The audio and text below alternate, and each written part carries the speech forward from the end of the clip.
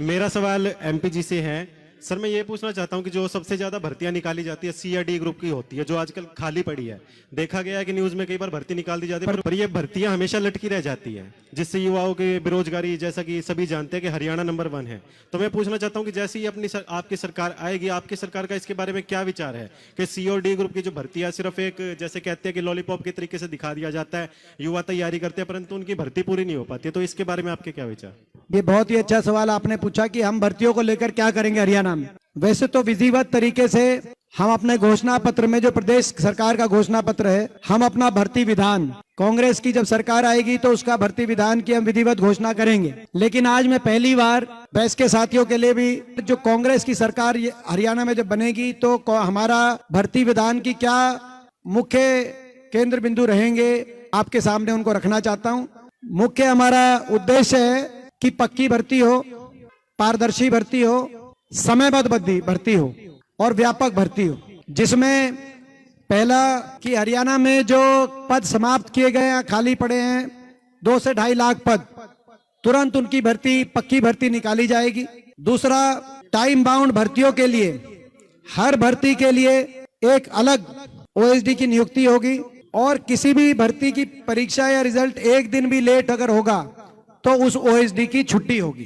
तो ये हम स्पष्ट रूप से करेंगे। तीसरा, भर्तियों में अगर किसी एक भी भर्ती में कोई अनियमितता हुई तो उसके लिए कोई बाहरी एजेंसी को जिम्मेदार मानकर पल्ला झाड़ने वाला काम नहीं होगा। एचपीएससी और एसएससी में बैठे अधिकारी, सदस्य और चेयरमैन को सीधे तौर पे जिम्मेदार माना जाएगा अगर एक भी भर्ती में एक भी अनियमितता की जाती है। हर एक भर्ती के फॉर्म के साथ पूरा कैलेंडर भी जारी किया जाएगा। जैसे मैंने कहा 2 से 2.5 लाख पद निकाले जाएंगे, लेकिन भर्ती के साथ साथ पूरा टाइम बाउंड कैलेंडर, और जैसे मैंने कहा कि हर भर्ती के लिए एक ओएसडी जिसकी जिम्मेदारी है एंड टू एंड, वो समय पर भर्ती हो, समय पर ज्वाइनिंग हो। एक दिन भी लेट होगी तो उस पर कार्रवाई की जाएगी और कैलेंडर साथ में जारी किया जाएगा। और किसी भी तरह की गड़बड़ी रोकने के लिए एक अलग से कमेटी बनाई जाएगी, जिस कमेटी में के माध्यम से भर्ती संबंधित शिकायतों के लिए टेलीफोन नंबर 24 घंटे वो टेलीफोन नंबर उपलब्ध रहेगा। सभी नौजवानों को कभी भी वो टेलीफोन पे अपनी सारी बात बता सकते हैं ताकि उनका निदान किया जाए।